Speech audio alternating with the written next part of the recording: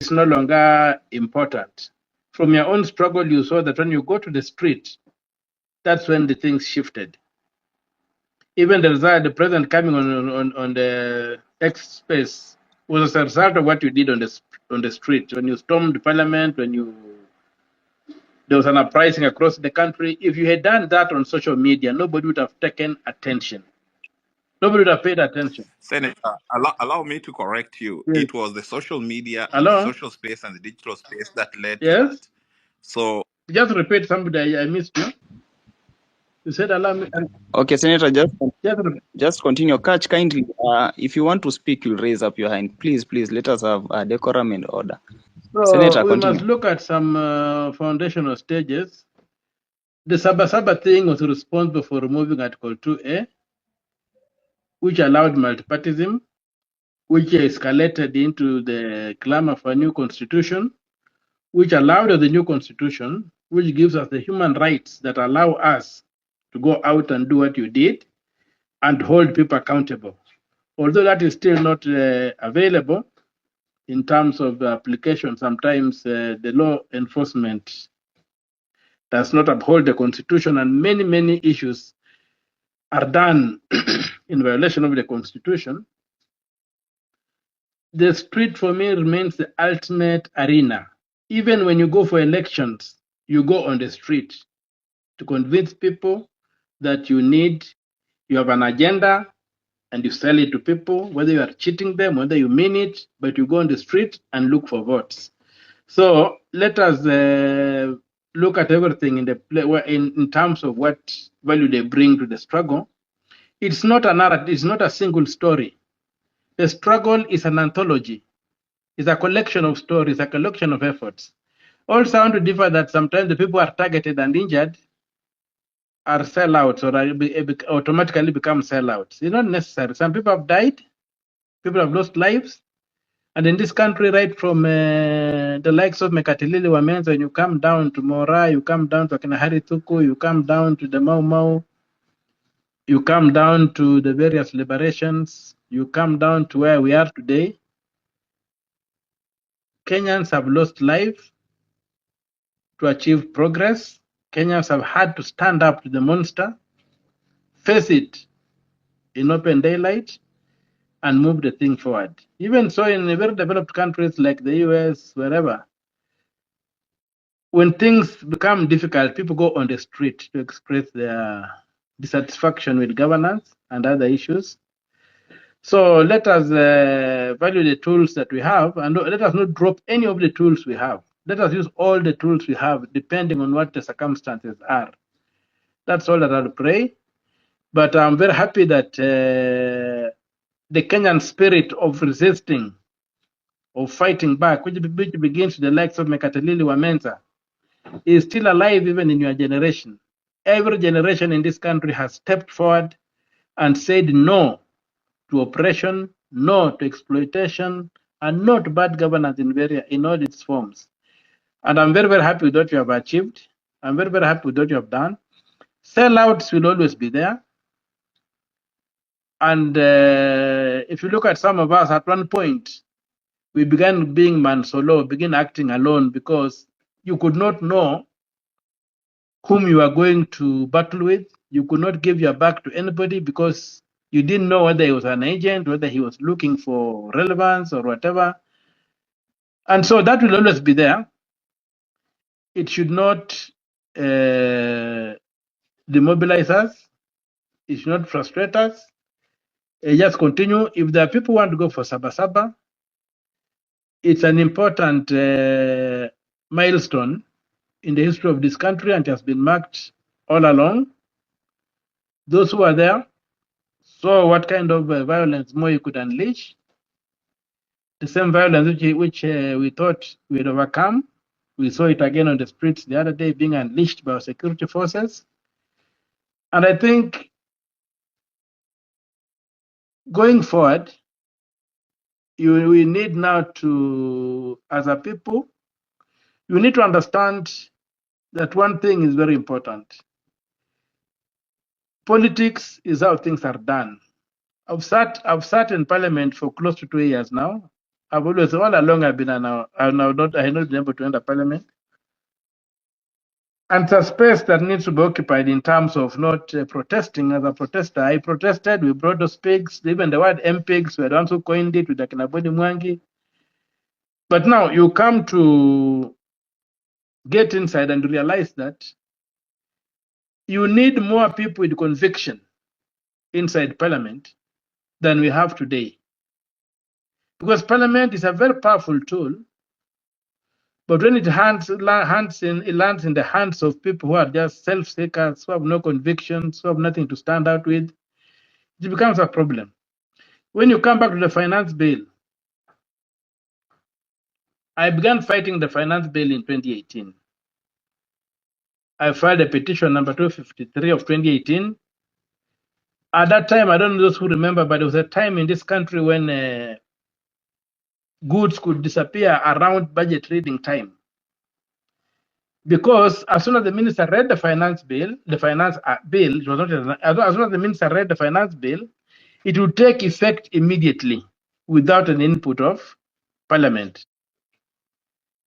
And there was something called the Provisional Collection of Taxes Act, which allowed that to happen. That then parliament would come back later, sometime in September, October, to rubber stamp what the executive had done. I went to court to challenge that kind of arrangement whereby the executive was taxing Kenyans without the input of the legislature. Remember the Boston Tea Party? Remember the Boston Tea Party, where the clarion call was that there was no taxation without representation. So it's the representatives who really tax. It's parliamentarians who tax. The executive only proposes, and the legislature does the taxation, because the budget is an act of parliament called an appropriation act, which must be introduced in parliament, approved by parliament, and signed into law by the president. It's parliament which ultimately taxes Kenyans. The executive only proposes. So when the finance bill was being enacted without Kenyans, without representatives taking charge, the executive was basically taxing people without representation. And so the court agreed with me. It quashed that thing and required that the finance bill must be tabled in parliament in a certain period, be subjected to public participation, and be approved. And that's how now we realize we are now where we are today, that you have had a chance to engage with the finance bill and fight it. Last year when I went to court to challenge the finance bill, not many people understood what I was doing. Not many people came up. But I'm happy with what the media did, what people on social media have done with this particular finance bill, and got the entire population of Kenya to understand that they were being scammed, that they were being robbed. And so going forward, we need to use this space, as you have it, to escalate our protest, to include professional interventions in sectors that are hurting us. We have a beautiful constitution, which we need to implement. And for me, one of the areas of implementing this constitution is by reviewing our legal framework. There are very many laws that are being applied on Kenyans, which are against the Constitution of Kenya, 2010, and need to be looked at and corrected. And if people would volunteer and engage in that space and say, okay, these are the laws of Kenya, how do they compare to the Constitution, and ferret out and expose those which are unconstitutional, we'll be very grateful. We need to look at our loans that have been borrowed. I've seen the president has put up this task force, which is unconstitutional, to say that it's going to look at the various things. We need to reject those kind of things and insist that things are done. Let the Auditor General tell us, first of all, why she has not been auditing the budget all this time, yet the Constitution requires that auditing the public debts. The Constitution requires that to be done. If you look at the report of the Auditor General, an average report of the Auditor General, it's basically PR. Although occasionally you get some complaint about this and that, but largely it's PR. When I engaged with when I go to the Senate and I had the opportunity to formally engage with the Auditor General's reports from across the country, and especially from Busia, knowing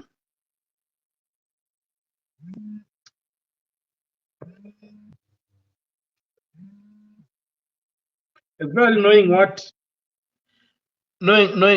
what is happening on the ground in Busia, and you look at the Auditor General's report, you just say this are somebody doing PR. Then you wonder why we have this kind of stuff. So when you look at the rot in the counties, you look at the rot wherever, you got the EACC, they hardly take any action that is meaningful. You saw the Obado thing is the epitome of that kind of behavior that they have. You get the DPP when you had the NYS scandals, money was lost through budgeted corruption. The banks that handled that scam, the DPP, instead of prosecuting them, goes into enter an agreement with them. They pay some 900 million shillings to the DPP. They go scot-free. These are the kind of things that we need to begin interrogating and auditing and asking questions and saying, why is this like that? The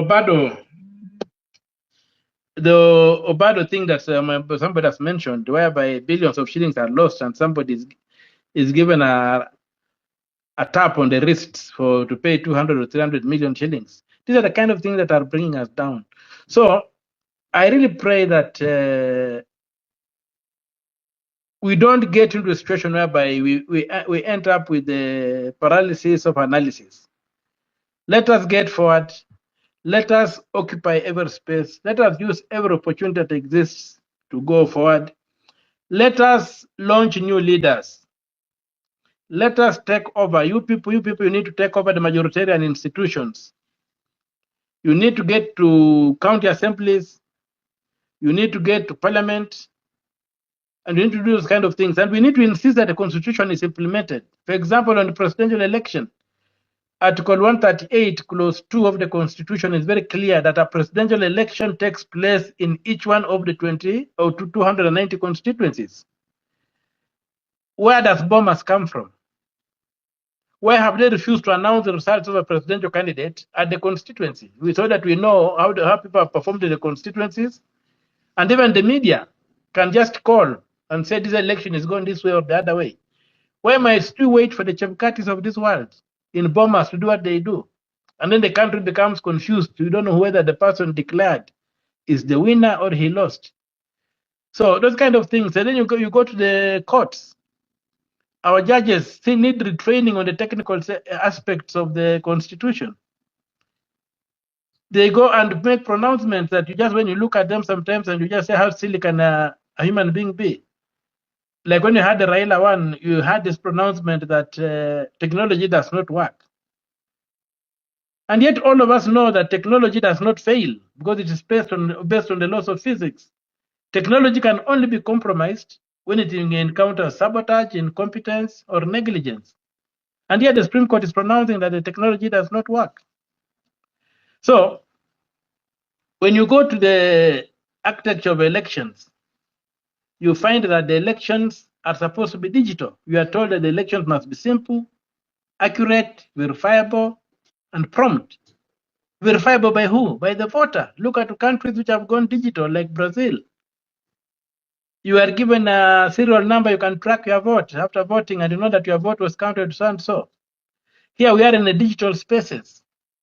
We have my M-Pesa, I've got all these things, but characters want to still do elections in the manual way. You find that the constitution does not provide for spoiled ballots. Here the Supreme Court has invented that spoiled ballots can be there. And then questions that do they count or they don't count? You see. So we need to go back and look at our constitution and implement the constitution. We are complaining about public money being misused, people walking out with bundles of money. This money comes from nowhere but the treasury. Yet when you look at Article 251, the treasury and the Ministry of Finance are separate and distinct. The treasury is run by professionals, the Ministry of Finance is run by politicians to set up policy and whatever. But now the Public Finance Management Act fuses these two things together. Now the president appoints the minister for finance, then the minister, then the permanent secretary for finance, and then they become the bosses of the treasury, and therefore the treasury becomes pocket money for the president, and the president and these politicians have unlimited access to this money. That's why they go about pronouncing themselves that we shall do this, we shall do that, as if there was no budget in parliament saying that in this financial year, public money will be used in this way. So we need to say that, go back to what the constitution says, separate the treasury from the politicians so that they don't have unlimited access to finances. So there are all these things that we need to look at and we need to fight for, and we need to ensure that they see the light of day. The constitution is violated in so many ways. That's why we are having this problem. Some do no good and then come up say that they want to amend the constitution, they want to do whatever. There's no problem with the law. The problem is with the human beings who refuse to obey the law. And every time we have got a problem, people tend to look to the law that we want to amend this one. No, the constitution is okay. Let us implement it. Let us make all the laws of Kenya aligned to it. And I'm telling you, we shall be able to move this country forward. We shall be able to achieve what is supposed to achieve. Go court orders being disobeyed. I've won 3 cases against the state saying that boards of parastatals must be filled competitively so that people who have the competencies in the area and who are best suited for the place can be given the jobs. What do you have? They have disobeyed those orders. They are still appointing people who have failed in elections. They handpick relatives, friends, and dump them on the boards.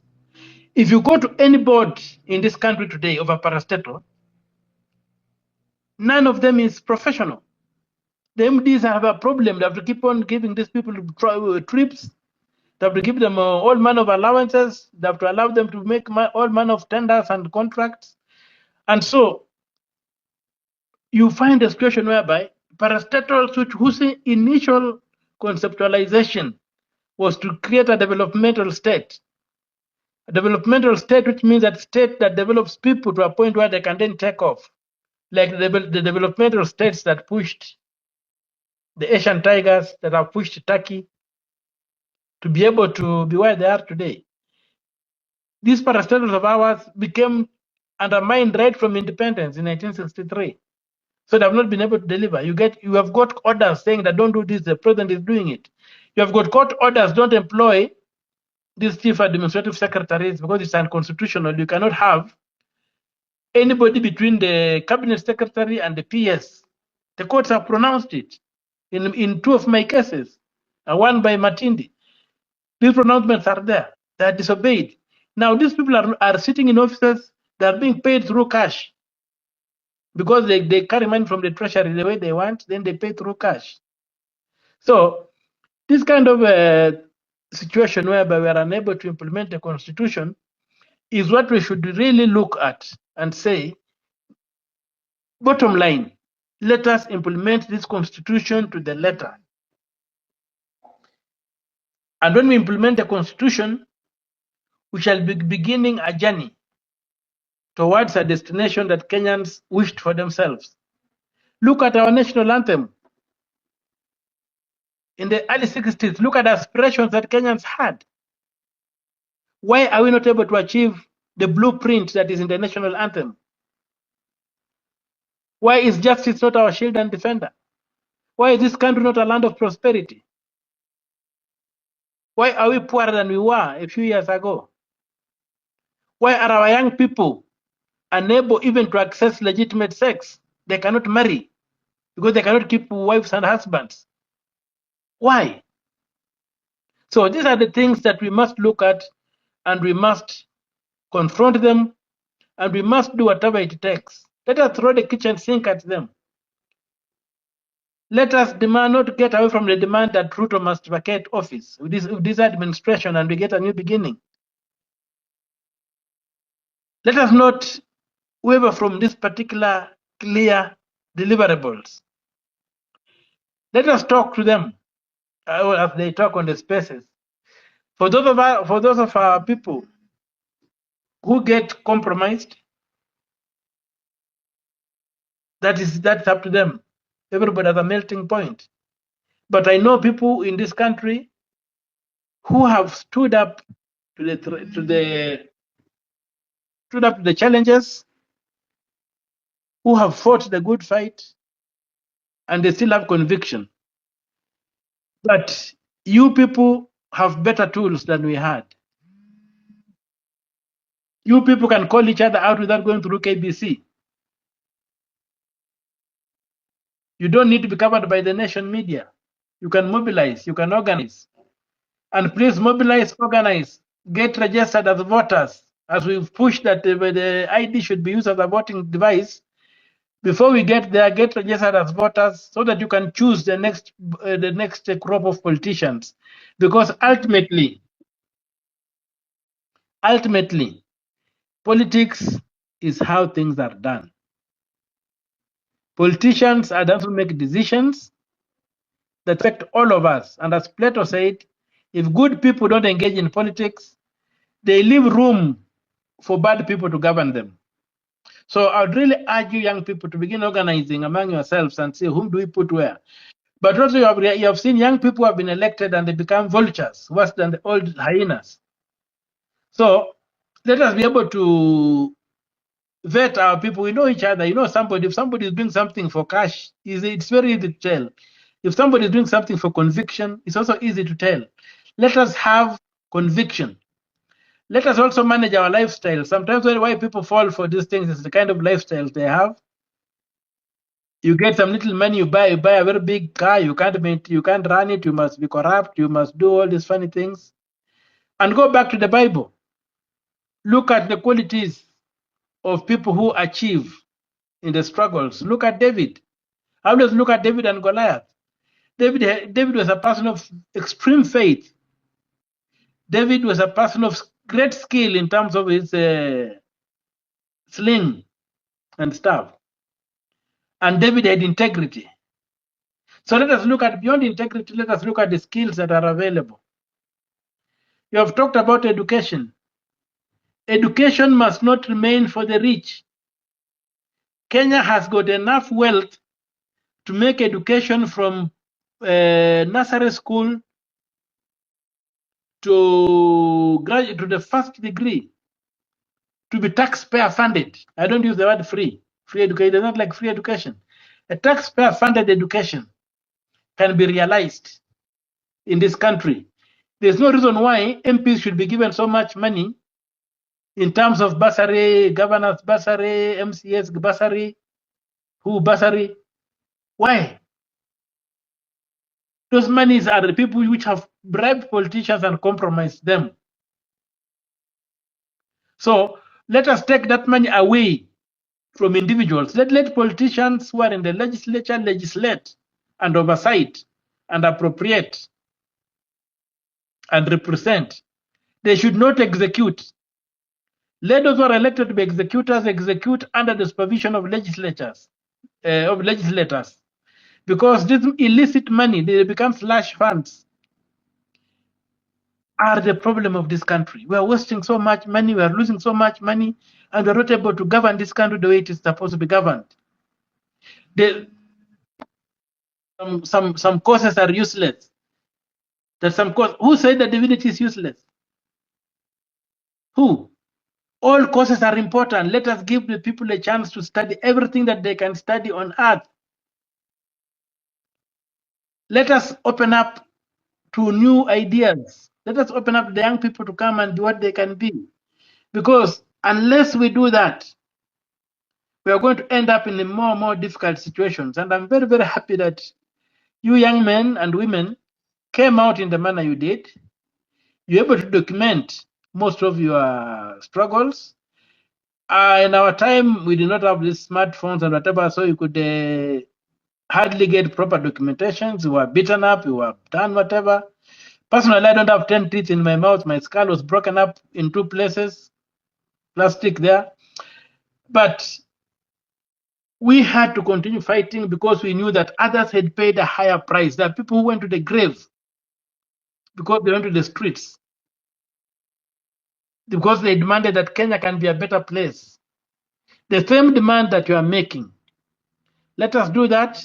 Let us come out in our numbers, and ultimately, let us not ignore the Kenyan street. Be it in elections, get out in your numbers.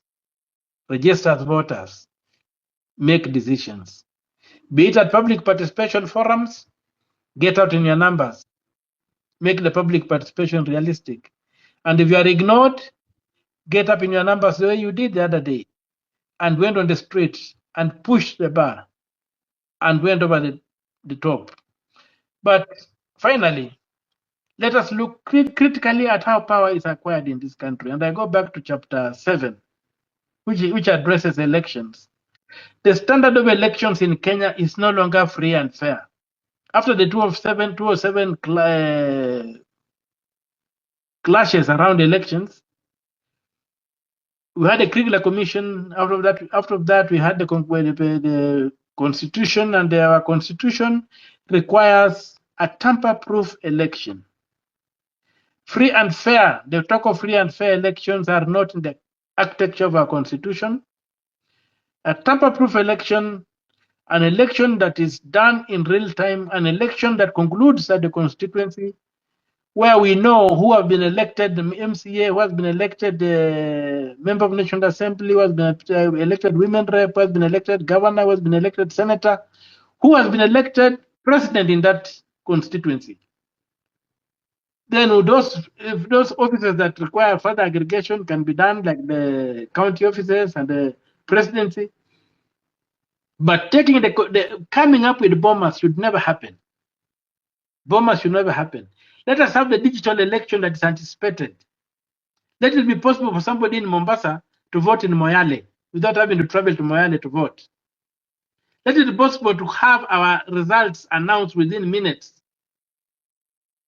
There's no reason why we should take so long to have the results announced. If things are done digitally, it will be instant. And the good thing with the digital platforms is that even if they are compromised and somebody puts an algorithm which can corrupt things, those who know how to look at these gadgets will just simply look in a matter of moments and say there was this thing which was interfering with the results. Remove the algorithm and the correct results come. So let us go digital. We have gone digital in money. We transact billions of shillings every day in this country digitally. There is no reason why the politicians are blocking us from having digital elections in this country where the cream can rise to the top. What we are having right now, the cream cannot rise to the top. Only rubbish rises to the top. And in very, very rare occasions, do you get the cream rising to the top. And that's the crisis we have. The crisis of representation. We shall only cure that crisis of representation when we embrace digital elections that will be able to make it impossible for human hands to interfere and go scot-free. So I pen off by saying thank you very much. I'll continue listening. I usually listen in these groups, sometimes through friends' notes, but you people are making a lot of progress. Don't be discouraged. Don't be discouraged. The struggle is not a walk in the park. Even if you remain a single person, go ahead. When I fought for the National Theatre in 1994, everybody feared. I made a demonstration that I was alone. I made a one-man demo along the streets of Nairobi. I was arrested. I was locked up. I came out through a hunger strike. So let us not worry about the numbers. Even if just one person comes out, that's important. So thank you very much. Thank you very much. Continue the struggle. Alusha continua. We are all together. Personally, I'm ready to be led by these young people. And the visions you have are visions some of us may not even understand, because you have grown up in a totally different environment. You've had an education that is largely broader than some of us have had. And personally, I'm ready to be led by you guys. And let us get it done. We want our country back. Please, Gen Z, the millennials, help us get it back. In every generation, it's the youth who go to war. Even in Ukraine right now, it's the young people, the Gen Zs and the millennials who are on the front line fighting Russia. So get us out of Babylon, get us back to the promised land.